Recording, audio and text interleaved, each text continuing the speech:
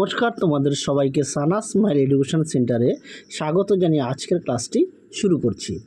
আজকে তোমাদের সঙ্গে আলোচনা করব একাদশ শ্রেণীর প্রথম সেমিস্টার রাষ্ট্রবিজ্ঞান বিষয়ে অধ্যায় দ্বিতীয় রাষ্ট্র সংজ্ঞা ও বৈশিষ্ট্য সমূহ। এই অধ্যায় থেকে গুরুত্বপূর্ণ 50টি এমসিকিউ প্রশ্নের উত্তর সহ আলোচনা করব। তোমাদের সাধারণত এমসিকিউ প্রশ্ন ছাড়া আর যে টাইপগুলি থাকবে সেগুলি হলো শূন্যস্থান পূরণ, স্তম্ভ মেলাও, ব্যাখ্যা বিবৃতি, ডায়াগ্রাম ভিত্তিক প্রশ্ন, ঘটনাক্রমে সাজানো, সত্য মিথ্যা নির্ণয় ও ক্ষেত্রভিত্তিক প্রশ্ন। তার আগে চলো তোমাদের সিলেবাসের বিভাজনটা একটু বুঝিয়ে দিই। দেখো, তোমাদের রাষ্ট্রবিজ্ঞান বিষয়ে মোট 6টি অধ্যায় আসবে। প্রথম অধ্যায় থেকে 4 নম্বর, দ্বিতীয় অধ্যায় থেকে 5 নম্বর, 3 নম্বর অধ্যায় থেকে 7 নম্বর, 4 নম্বর অধ্যায় থেকে 6 নম্বর, 5 নম্বর অধ্যায় থেকে 8 নম্বর, 6 নম্বর অধ্যায় থেকে 10 নম্বর। মোট তোমাদের প্রথম সেমিস্টার 40 নম্বরের পরীক্ষা হবে এই 6টি অধ্যায় থেকে। তোমাদের আগের ভিডিওতে আমরা প্রথম অধ্যায় সমাধান করে দেখিয়ে দিয়েছি।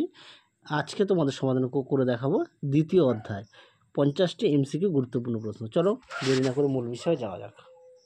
1 নম্বর প্রশ্ন দেখো, রাষ্ট্রের একটি অপরিহার্য উপাদান হলো, উত্তরটা হবে উপাদান। 2 নম্বর প্রশ্ন দেখো, রাষ্ট্র শ্রেণীর শোধনের একটি যন্ত্র মাত্র, কথাটি বলেছেন মার্কস। পরবর্তী প্রশ্ন দেখো 3 দাগের, রাষ্ট্রের সার্বভৌমিকতা কীরূপ, উত্তরটা হবে বাহ্যিক ও অভ্যন্তরীণ। যে কটা প্রশ্ন দেওয়া আছে প্রতিটা প্রশ্নই গুরুত্বপূর্ণ, তোমরা অবশ্যই ভালো করে বাড়িতে পড়বে আর পাশাপাশি অবশ্যই পাঠ্য বইটা খুঁটিয়ে পড়বে। চলো পরবর্তী প্রশ্ন দেখো 4 দাগের, রাষ্ট্রের প্রধান বৈশিষ্ট্য হলো, উত্তরটা হবে সার্বভৌমত্ব। 5 দাগের প্রশ্ন দেখো, রাষ্ট্রের সবচেয়ে গুরুত্বপূর্ণ উপাদান হলো জনসমষ্টি। 6 দাগের প্রশ্ন দেখো, রাষ্ট্র হলো পৃথিবীতে ভগবানের পদক্ষেপ, কথাটি বলেছে, উত্তরটি হবে হেগেল। তোমাদের আগের ভিডিওতে আমরা ইতিহাস, রাষ্ট্রবিজ্ঞান, ভূগোল, বাংলা সমস্ত বিষয়ে সমাধান করে দেখিয়ে দিয়েছি। এডুকেশন বিষয়ে দেখানো আছে, তোমরা যারা এখনও দেখোনি আমাদের প্লে লিস্টে গেলে পেয়ে যাবে। 7 দাগের প্রশ্ন দেখো, রাষ্ট্রের উপাদান সংক্রান্ত সংজ্ঞা দিয়েছেন, উত্তরটা হবে গার্নার। 8 দাগের প্রশ্ন দেখো, রাষ্ট্রের বাহু হলো, উত্তরটা হবে ভূখণ্ড। 9 দাগের প্রশ্ন দেখো, রাষ্ট্রের চূড়ান্ত ক্ষমতার নাম কি, উত্তরটা হবে সার্বভৌমিকতা। চলো এবার 10 দাগের প্রশ্ন দেখো, মেটিক কাদের বলা হতো, উত্তরটি হবে যারা ব্যবসা বাণিজ্য সূত্রে বসবাস করত তাদের মেটিক বলা হতো। 11 দাগের প্রশ্ন দেখো, রাষ্ট্রের প্রায় কতগুলি সংজ্ঞা রয়েছে, উত্তরটি হবে 145টি। 12 দাগের প্রশ্ন দেখো, মার্ক্সবাদীরা রাষ্ট্রকে কি বলে অভিহিত করেছেন, উত্তরটা হবে শ্রেণী শোষণের যন্ত্র।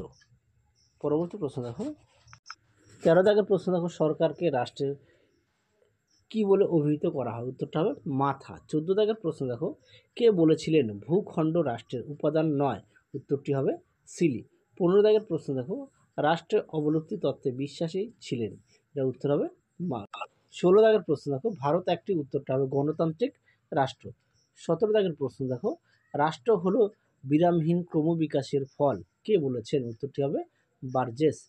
18 দাগের প্রশ্ন দেখো, রাষ্ট্রের প্রধান বৈশিষ্ট্য কাকে বলে, উত্তরটি হবে সার্বভৌমত্বকে।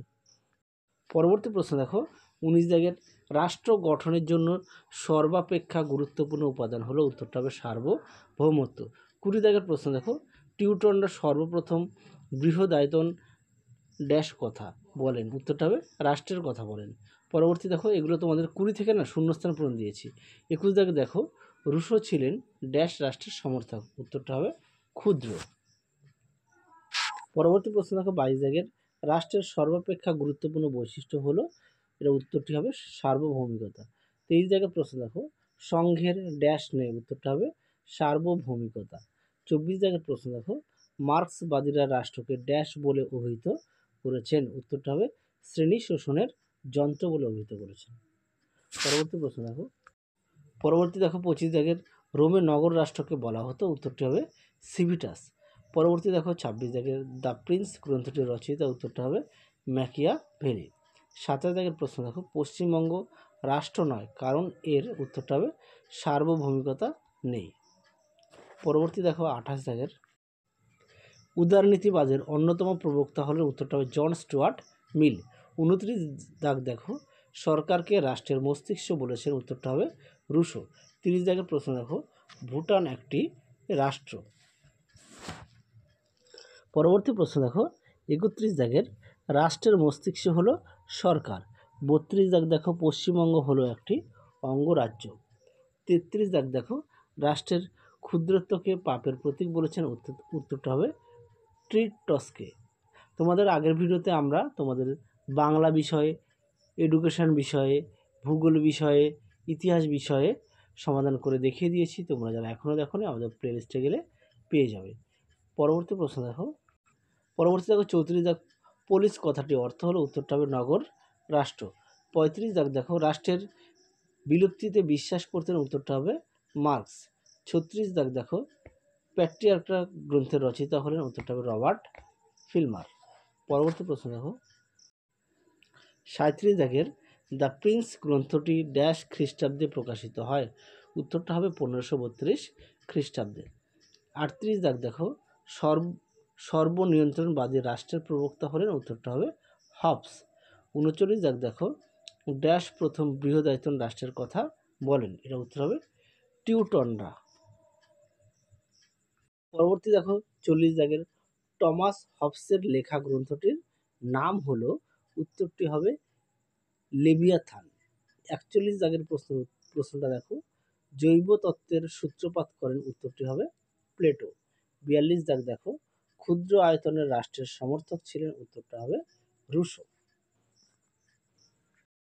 পরবর্তী প্রশ্ন দেখো 43 দাগের রাষ্ট্রের সার্বভৌমত্বের কথা সর্বপ্রথম প্রচার করেন, এটা উত্তর হবে বোদা।